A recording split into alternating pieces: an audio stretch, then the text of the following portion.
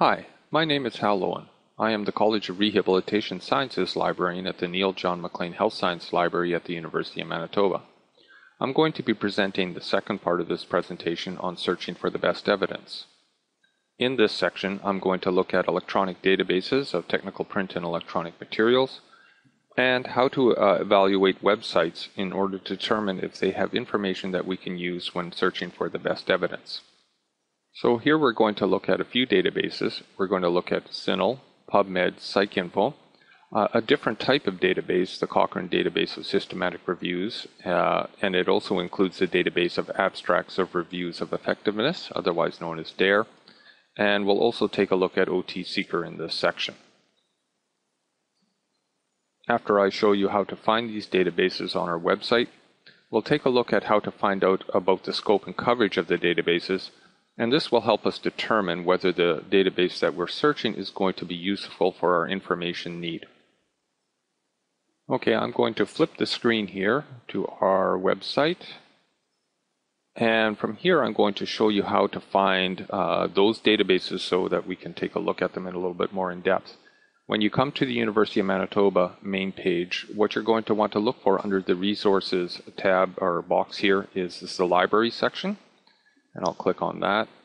And from the libraries, I'm going to want to find our Health Sciences Libraries homepage. I'm going to use the subject guides in this top tab here in our one-stop search box.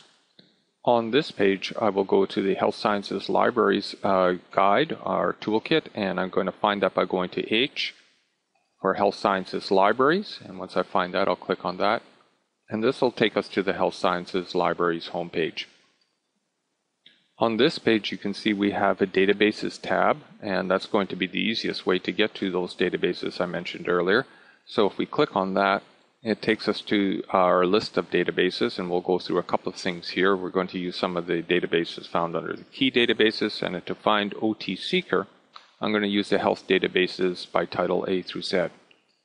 So let's take a look at our first database, and the first one we're going to look at is PsycInfo. When I hover over PsycInfo, you can see a callout box pops up, and that gives us some information about what this database contains, including some information regarding its scope and coverage. It's a good piece of information, but there's more information to be found on the actual website for the page itself.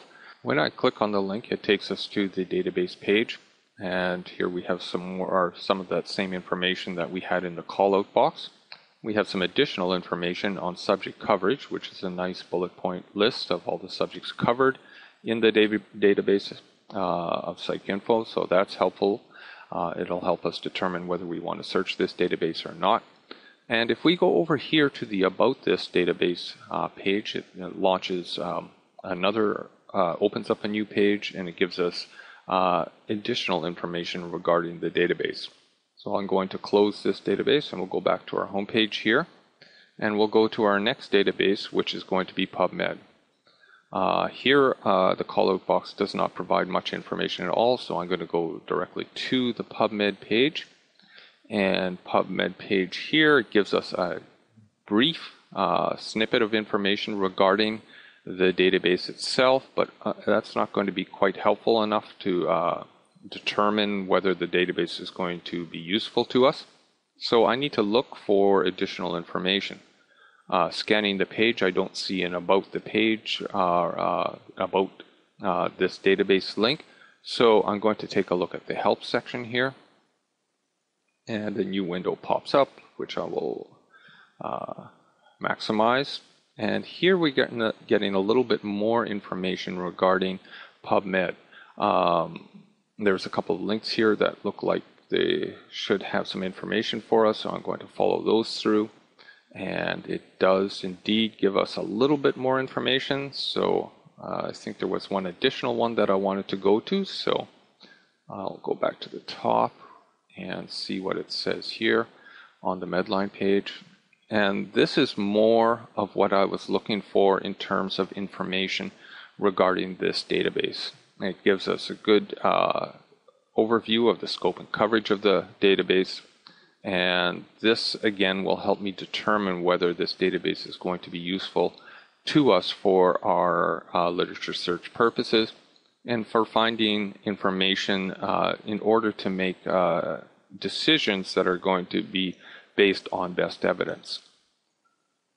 So I'm going to close this up and close up this PubMed page, and I'm going to take a look at CINAHL, the other database that we had on that PowerPoint deck. So when I click on that link, it opens up the database page. There's not much information here. And I'm scanning the page looking for an about link or a help. So there's a help section over here, and when I open that up, what I find is it gives me information about the interface that searches CINAHL, but it doesn't tell me anything about the CINAHL database itself. So I'll close that up and I'll take a look around. And having gone through this a little bit earlier, I had found out that what you need to do is you need to go to the Choose Databases section. And it's here that we actually start to get some information regarding this database. So if I go here, I see this little call-out box here, and it pops up with some information. So that looks good. But again, it's not in-depth information. So I'll go back to the top here, and I notice this detailed view. So I'll take a look at that and scroll down until I find our database. And there it is. Again, it has that same information, but it has this link here to more information. So let's follow that. And here we get a little bit more in-depth information regarding this database. So when you are looking for information on databases, sometimes you need to poke around a little bit and you need to explore to see if the database is something that you want to use. You can't find the information about it. It requires some patience in order to find that information, but every good database should have information regarding the scope and coverage of the material in that database, which will help you determine whether the database is going to be useful to you or not. So I'll close this up, and we'll close this one. The next database that we're going to look at is the Cochrane Library. And the Cochrane Library is a database of systematic reviews. So it's not really containing information from journals, so to speak, like our other databases, PubMed, PsycInfo, and CINAHL. But this is a database of systematic reviews produced by the Cochrane Collaboration. So it's a little bit different. And again, I'm looking for information regarding what this collaboration is about or what this database is about. And I'm taking a look here at the web page, and I'm not seeing so much about the database itself. So having explored it a little bit earlier and knowing a little bit about this database, I decided to go to the Cochrane Collaboration itself. And it's here where I start to find the About Us section on this particular collaboration and what the database is about. So following that, it tells me, again, who they are, their vision, what they're trying to do. This is going to give me the information that I'm going to need to determine whether this is a database that I want to explore, looking for information on my particular topics. When it comes to the DARE database, again, it's part of the Cochrane Library. Let me go back to that. Sorry, I shouldn't have closed that up so quickly. And what I was looking for here is the DARE, the database of abstracts of review of effectiveness. And I'm going to found the link down there. And here I want to see if I can find some information about this particular database. And there was, once this pops up, what we're going to get is an alphabetical list of all the other systematic reviews that are in this database. But it's not telling me anything about the database itself. So even if I scroll down to the bottom of the page, there's no about this database or similar information or help section so much here. And I poked around for quite some time to try and figure out where I could get that information, and was frustrated by the inability to find things using menus and so forth. So went to the next best thing. I'm going to go to my Google search and type in Cochrane DARE, do that search. And what I found here is an information page regarding this section of the database. So the other strategy for finding information regarding the database and the scope and coverage of the database that you can use is just a simple Google search. Take a look at the URLs, see where they're coming from, and then determine whether the information is coming from a reliable source. Here it is coming from the Cochrane collaboration, so I'm happy with that. And I'm going to read through this information, and it's going to tell me a little bit more about this particular section of the database. So again, that helps me determine whether this particular part of the database is what I need to find the information I'm looking for. Okay, I'm going to close this up now and close this page and this one. And the final database that I'm going to look at is OTSeeker. It's not in our list of key databases, so I'm going to have to go find that through our health databases list, titles A through Z. So I'll go to OTSeeker, and there I can see OTSeeker, and again the call box pops up and it gives me a brief description of what the database is about, but again I will follow this link through, and here we have the front page of the database, and what it is a database of systematic reviews, randomized controlled trials, and other resources relevant to occupational therapy. So it's a subject-based database, and again, it's not specific to journals, but to types of publication, in particularly systematic reviews and randomized controlled trials. So here's the About section. I'll take a look at that. It tells me where it's coming from, how it's organized, who's producing the database, so forth. So again, it gives us the information that we're looking for in order to determine whether the database is going to be something that I'm going to want to search. Where this database, OTSeeker, and the Cochrane collaboration are different than PubMed, PsycInfo, and CINAHL is that they have pre-selected the contents of the database, the resources that they've indexed, and they are based on what are considered to be higher evidence types of materials, that being systematic reviews and randomized controlled trials. Seeing that sort of information is going to be helpful to us, again, as we determine, based on our information needs, whether we're going to want to search these particular databases for that higher level of evidence material.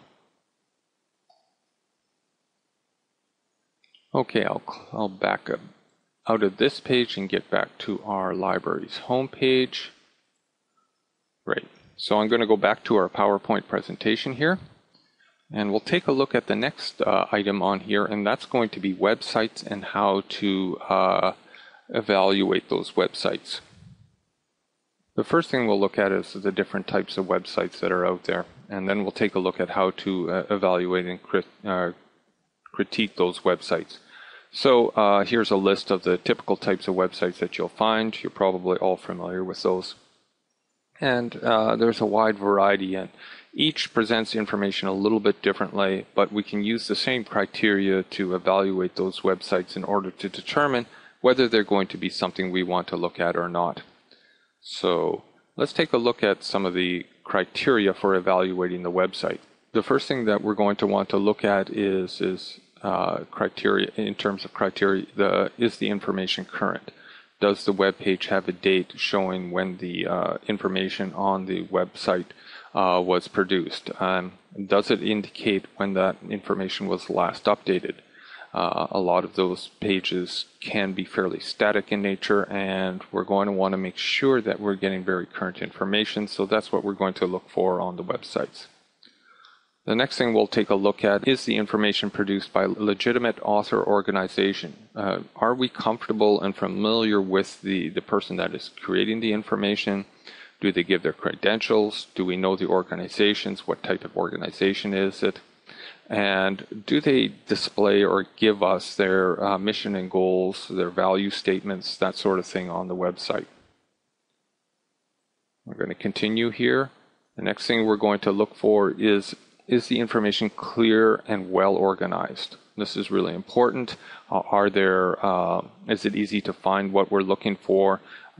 Do they have spelling mistakes, grammatical errors on there? That might be a red flag for us. And if they can't take the time to even edit their web pages, we may want to move on to a different resource. So those are all things to look at.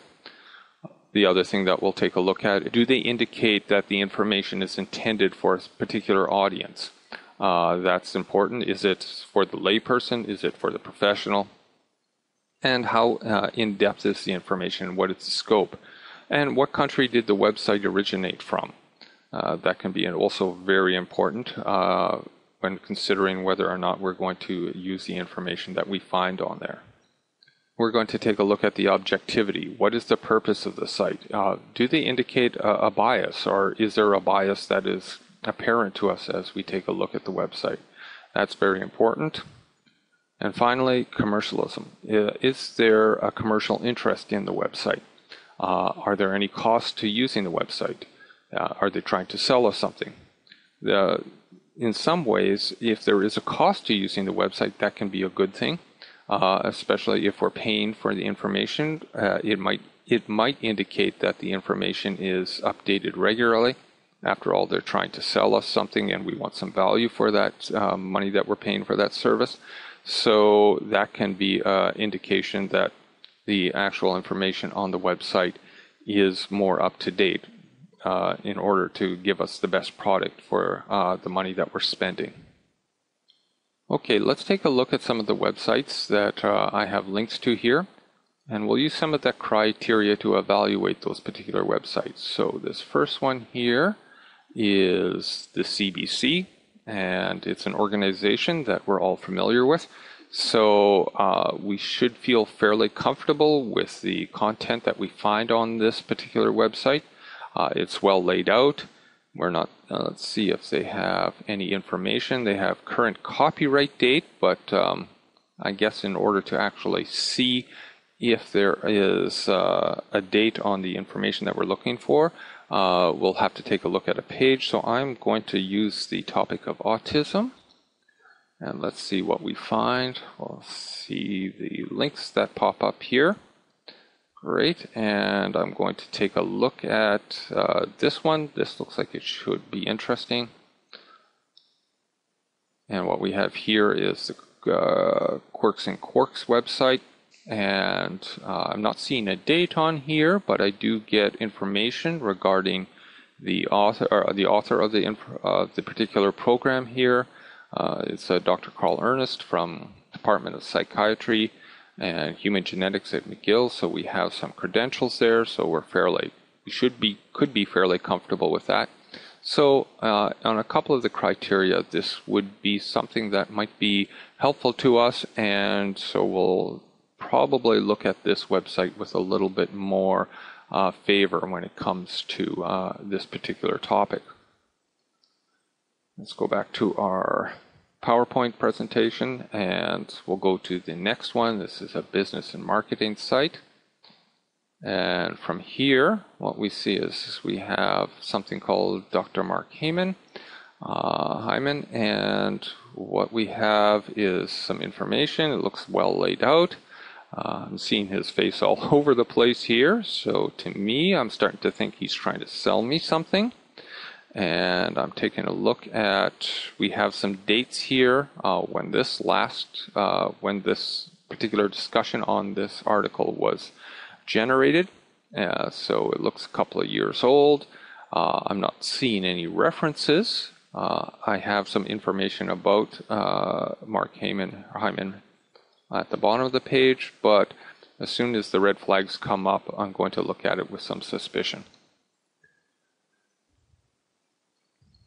The next site we'll take a look at is an informational site. And this is one example of an informational site. It's Medline Plus. Again, I'm going to take a look here and see that the organization that is putting out this website is the U.S. National Library of Medicine and the National Institute of Health. So my confidence level in this page goes up. It seems to be well laid out. It's a website that I like to go to quite often. It is something that is actually produced for the layperson, so that's a good thing to know. And if we take a look at our particular topic here,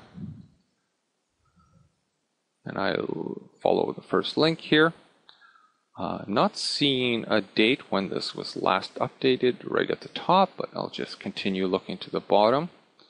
And down here, here's some information. Page last updated on the 6th of January 2015 and last reviewed on October 1st, 2014. So it's something that they are updating on a regular basis. So that's a good sign. So I'm going to be fairly confident that the information here is up to date. And so I'd be happy with looking at this site for additional information.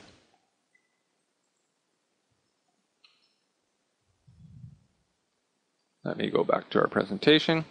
Let's take a look at an advocacy site. This again is put out by a foundation, the Autism Canada Foundation. It has an About Us section, so I'll check that out. I'll take a look at that. They have a vision statement, a mission statement, values and beliefs. They give you annual reports, so that's something I can see how they're organized and how they use their funding. And then with that information in mind, I can go take a look at some of the resources that they have or the research that they're doing. So we can take a look at this. It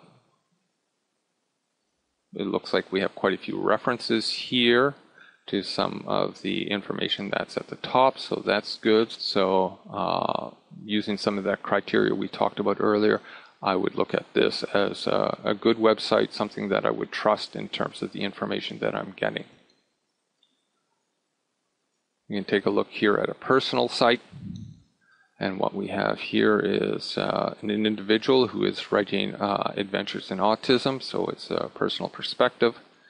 And here we have the author. It's a Ginger Taylor. She gives a very brief description of who she is. Let's take a look at some of the actual articles that she has here. The last one was produced December 6th.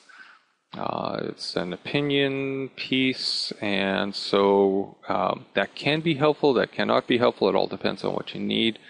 Doesn't look like she is providing references to anything that she's stating. It is a personal advocacy site by the looks of it. So again, that could be helpful to you. It will give you information about what people are talking about in the world of autism. But again, the information is not something that looks like it has been referenced. So again, taking a look at this, you might want to do that with a grain of salt, but this would be a good example of a personal website. And finally, there's going to be other types of sites. For a little bit of self-promotion, here is our library site again. I just wanted to give you an example of this because I feel like it's a good type of website that you can find additional information on. We know that it's coming from the university site, so it's going to be trustworthy, and that we're just giving information or links to other resources so you can actually drill down and find your own information. There are a lot of these tools that are here are subscription-based tools, so we've paid for them, so they should be of high quality. So that's the end of my presentation. I hope you found it helpful. If you have any questions regarding any of the information that I presented, please feel free to contact me. I'd be happy to go into some more detail if needed, or to answer any of your questions regarding what I was presenting, and hope to see you again soon. Bye.